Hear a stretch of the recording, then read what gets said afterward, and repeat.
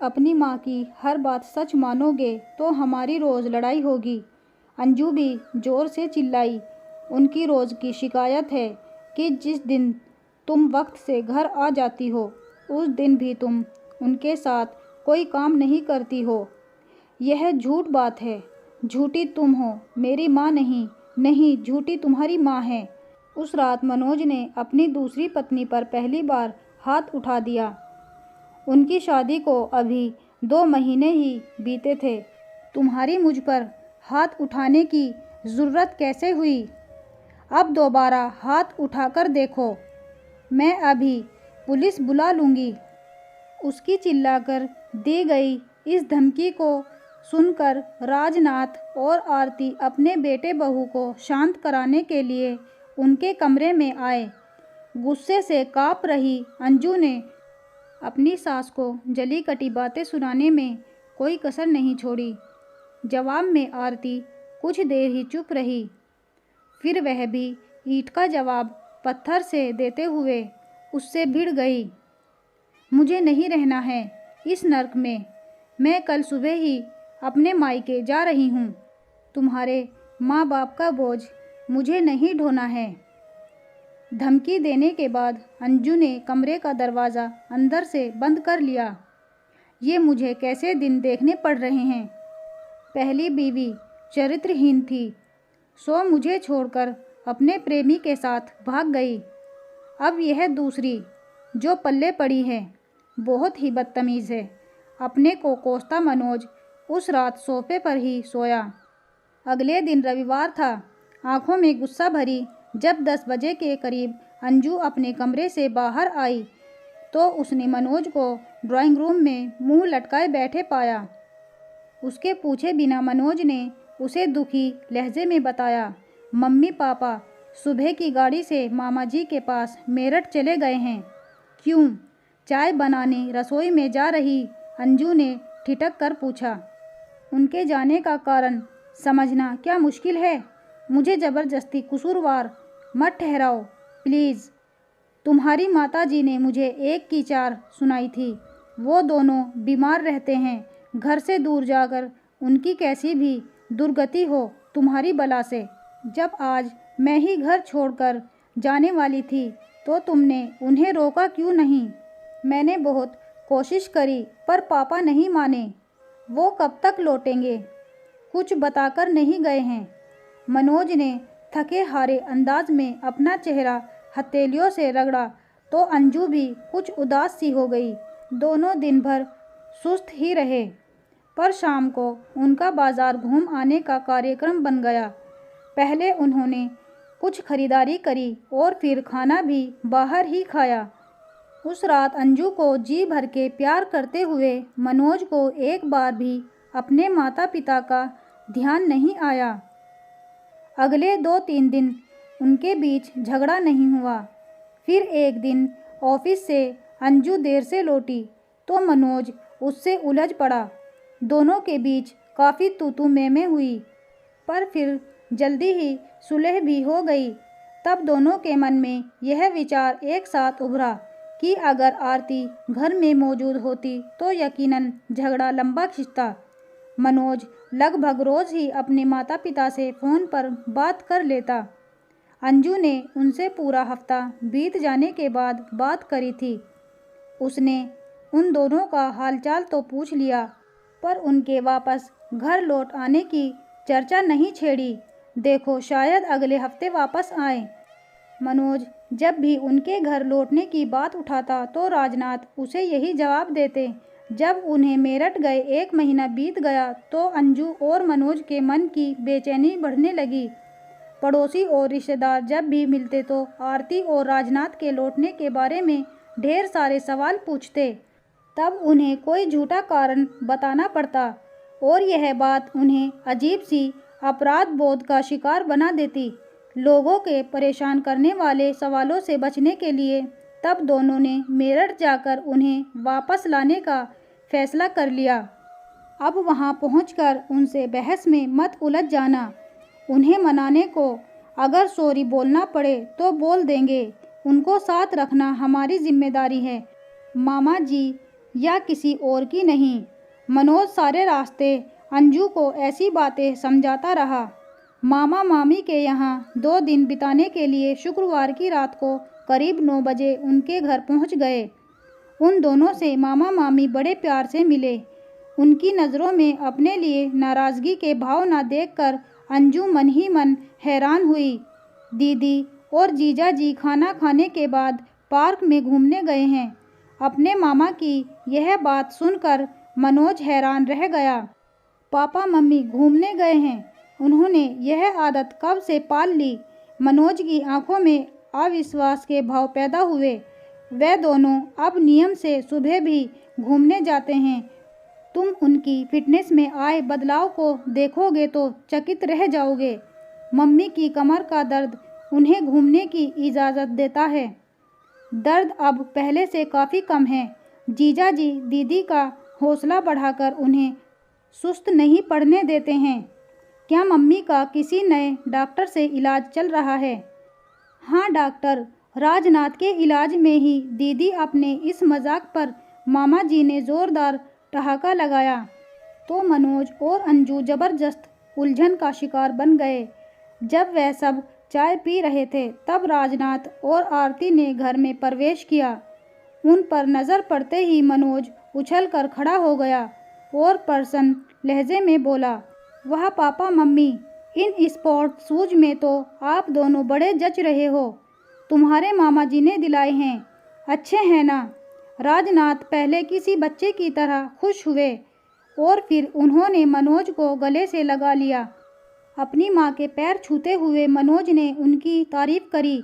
ये बड़ी खुशी की बात है कि कमर का दर्द कम हो जाने से अब तुम्हें चलने में ज़्यादा दिक्कत नहीं आ रही है। चेहरे पर भी चमक है।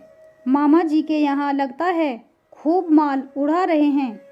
मेरी यह शुगर की बीमारी कहाँ मुझे माल खाने देती है। तुम दोनों कैसे हो? आने की खबर क्यों नहीं दी? अपने बेटे बहू को आशीर्वाद देते हुए आरती की पलकें नर्म हो उठी। तुम दोनों को भूख लग रही होगी, बोलो क्या खाओगे? बड़े उत्साहित अंदाज में अपनी हथेलियाँ आपस में रगड़ते हुए राजनाथ ने अपने बेटे बहू से पूछा।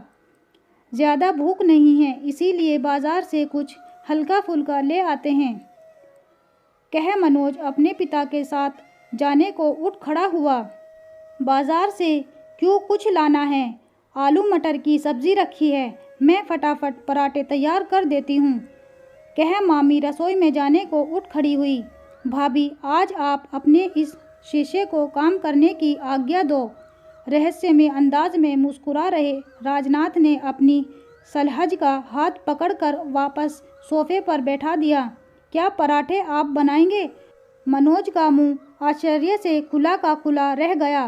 पिछले दिनों तुम्हारी मम्मी से कुछ कुकिंग सीखी है मैंने। बस 15 मिनट से ज़्यादा समय नहीं लगेगा खाना लगाने में। तुम दोनों तब तक फ्रेश हो जाओ। अपने बेटे का गाल प्यार से थपथपाने के बाद राजनाथ सीटी बजाते हुए रसोई की तरफ चले गए।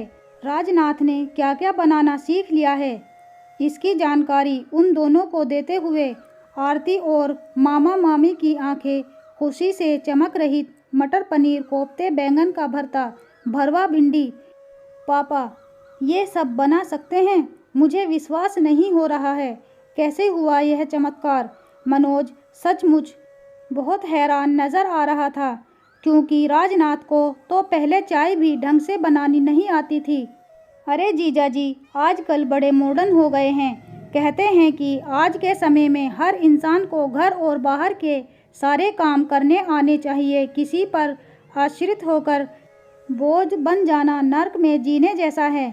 अपने इस नए आदर्श वाक्य को वह दिन में कई बार हम सबको सुनाते हैं। इस उम्र में कोई इतना ज़्यादा बदल सकता है, यह सचमुच हैरान करने वाली बात है। मामा जी की इस बात का पूरा अर्थ मनोज को अगले 2 दिनों में समझ आया। राजनाथ जी ने उन्हें उस रात खस्ता पराठे बनाकर खिलाए, फिर रेत गरम करके उसे एक पोटली में भरा और आरती की कमर की सिकाई करी। वे पहले बहुत कम बोलते थे, पर अब उनकी हंसी से कमरा बराबर गूंज उठता था। अगले दिन सबको बेड टी उन्होंने ही पिलाई। इससे पहले वे और आरती घंटा भर पास के पार्क में घूम आए थे। नाश्ते में ब्रेड पकोड़े मामी जी ने बनाए, पर सबको गर्मा गर्म पकोड़े खिलाने का काम उन्होंने बड़े उत्साह से किया। आरती ने पूरे घर में झाड़ू लगाया और डस्टिंग का काम राजनाथ जी ने किया। फिर नहा धोकर वे लाइब्रेरी में अखबार पढ़ने चले गए। मनोज और अंजू उनकी चुस्ती फुर्ती देखकर बराबर हैरान हो उठते। ऐसा प्रतीत होता जैसे उनमें जीने का उत्साह कूट कूट कर भर गया हो। शाम को वे सब बाजार घूमने गए। चाट खाने की शौकीन अंजू को राजनाथ जी ने एक मशहूर दुकान से चाट खिलाई, बाद में आइसक्रीम भी खाई। वापस आने पर किसी को ज़्यादा भूख नहीं थी, इसीलिए पुलाव बनाने का कार्यक्रम बना। आरती और मामी जी यह काम करना चाहती थी, लेकिन राजनाथ जी ने किसी की ना चलने दी और रसोई में अकेले घुस गए। उन्होंने बहुत स्वादिष्ट पुलाव बनाया। सबके मुंह से अपनी तारीफ सुनकर वे फूले नहीं समाए। काफ़ी थके होने के बावजूद उन्होंने सोने से पहले आरती की कमर की सिकाई करने के बाद मूव लगाने में कोई आलस नहीं किया। रविवार की सुबह मामी जी ने सबको सांभर डोसे का नाश्ता कराया। राजनाथ जी ने उनकी बगल में खड़े होकर डोसा बनाने की विधि बड़े ध्यान से देखते रहे। सबने इतना ज़्यादा खाया कि लंच करने की ज़रूरत ही ना रहे। कुछ देर आराम करने के बाद मनोज ने दिल्ली लौटने की तैयारी शुरू कर दी। पापा मम्मी, आप दोनों भी अपना सामान पैक करना शुरू कर दो। यहाँ से 2 बजे तक निकलना ठीक रहेगा। लेट हो गए तो शाम को ट्रैफिक में फंस जाएंगे। मनोज की यह बात सुनकर राजनाथ जी एकदम गंभीर हो गए तो आरती बेचैन अंदाज में उनकी शक्ल ताकने लगी। इन्हें अभी कुछ और दिन यहीं रहने दो मनोज बेटा। मामा जी भी सहज नज़र नहीं आ रहे थे।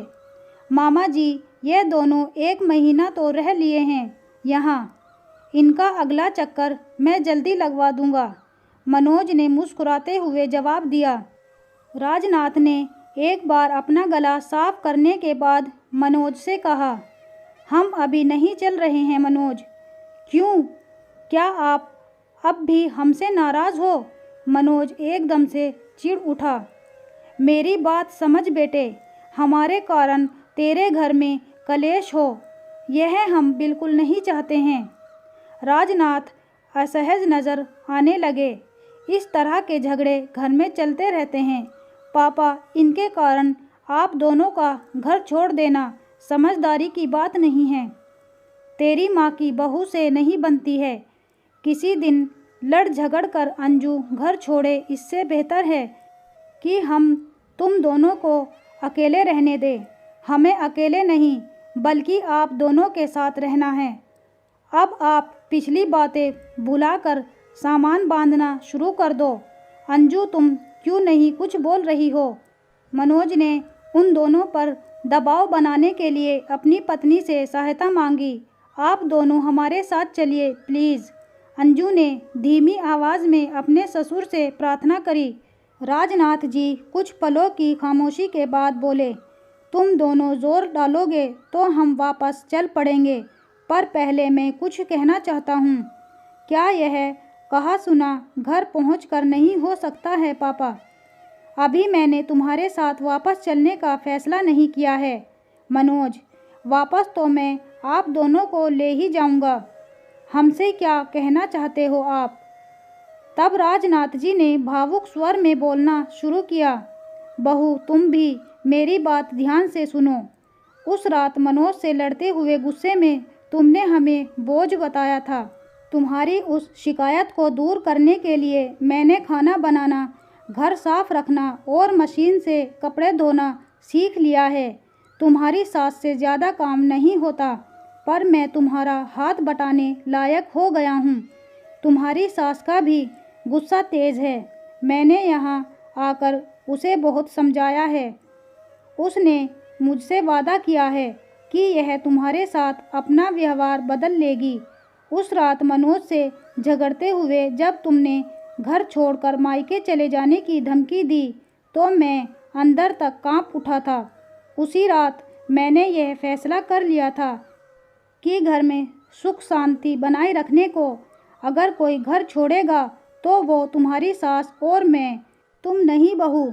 मनोज को अपनी पहली पत्नी से तलाक आसानी से नहीं मिला था। जिन दिनों केस चल रहा था हम शर्मिंदगी के मारे लोगों से नज़र नहीं मिला पाते थे। उनके सवालों के जवाब देने से बचने के लिए हमने घर से निकलना बिल्कुल कम कर दिया था। वकीलों और पुलिस वालों ने हमें बहुत सताया था। वैसा खराब वक्त मेरी ज़िंदगी में फिर से आ सकता है, ऐसी कल्पना भी मेरी रूह कँपा देती है। तभी मैं कह रहा हूँ कि तुम दोनों हमें साथ ले जाने की ज़िद ना करो। अगर तुम दोनों के बीच कभी अलगाव हुआ और मुझे वैसी शर्मिंदगी का बोझ एक बार फिर से ढोना पड़ा तो मैं जीते जी मर जाऊंगा। पापा आप अपने आंसू पोंछ लो प्लीज़। मैं वादा करती हूँ कि घर छोड़कर जाने की बात मेरे मुंह से कभी नहीं निकलेगी। अपने ससुर के मन की पीड़ा को दूर करने के लिए अंजू ने भरे गले से तुरंत उन्हें विश्वास दिलाया और मैंने आज से शराब छोड़ दी। मनोज के इस फैसले को सुन राजनाथ जी ने भाव विभोर होकर उसे गले से लगा लिया। आरती तुम पैकिंग शुरू करो और मैं इस खुशी के मौके पर सबका मुंह हलवे से मीठा कराता हूँ।